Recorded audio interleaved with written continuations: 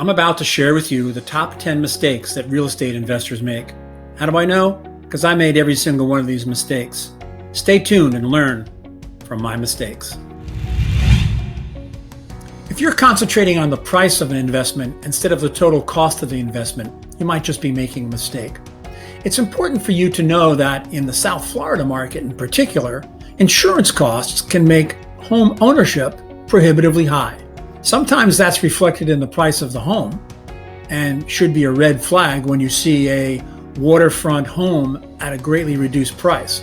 But sometimes it's not. Make sure that your realtor gets you an insurance quote on homes that are in coastal high hazard zones or in flood zones.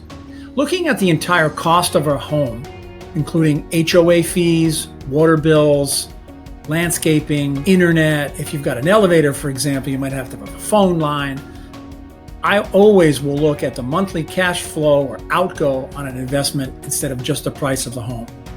I could buy a similarly priced home, one in a gated community with high HO fees and one outside of a gated community, and my cost of ownership is going to be much high. Look at the total cost, not just the price.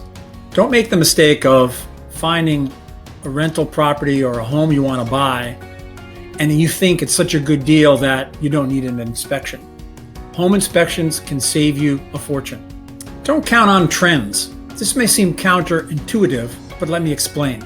Years ago, we could count on the growth in the market in general to make up for mistakes that we made, like the mistake of not inspecting for bad plumbing or paying too much for a house. But what I want to emphasize to you is buy what is, not what is going to be. And you want to beat a trend. You want to go in the same direction as that trend, but you want to do better than that trend. So don't count on the trend to make up you're paying a little bit too much, or don't worry, prices are rising, we're going to do well with this property. You want to beat the trend, but don't count on it. Make sure the property can stand on its own. Our ninth mistake is ignoring the use of what some people call Weasel Clauses.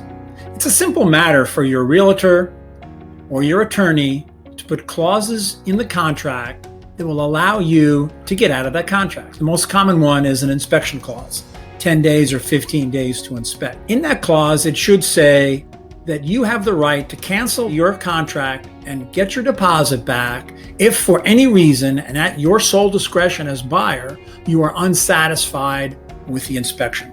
There's also Weasel clauses like subject to the approval of my attorney, my engineer, my home inspector, or my contractor.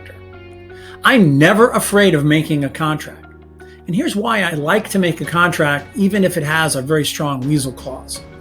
I then know at what price I can get that property, and I can really drill down into perhaps looking at leases and meeting some of the tenants or looking at closely at the costs of repairs, that I don't want to have to do that ahead of time if I don't know what I'm going to wind up paying for the property. Use Weasel clauses to make sure you can get out of contracts within a reasonable time. And certainly this isn't the last mistake I've made, but it's the last in this series of 10. And that's many of us don't utilize the professionals that are available to us. A home inspector is a generalist. If there's a septic system on site, there's a canal with a seawall, there's a swimming pool, there's any unique architectural features, get them inspected. Many of these inspectors that are contractors will do this for free. And if not, and they do charge you, it's probably worth every penny. Attorneys, realtors, and accountants and engineers. I would certainly not buy a multifamily property without the help of an attorney in estoppels and making sure that the leases are valid and enforceable. Use your professionals like your realtor. Have him do comps for the market.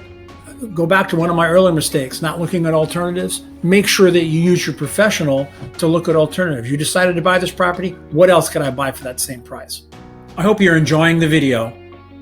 I'd love to hear mistakes that you've made in your real estate career or in your real estate purchases and investments. I'll add some of those mistakes to a future video so we can all learn from them.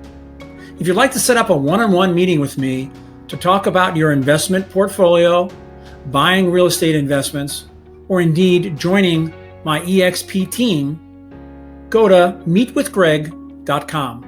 Meetwithgreg.com.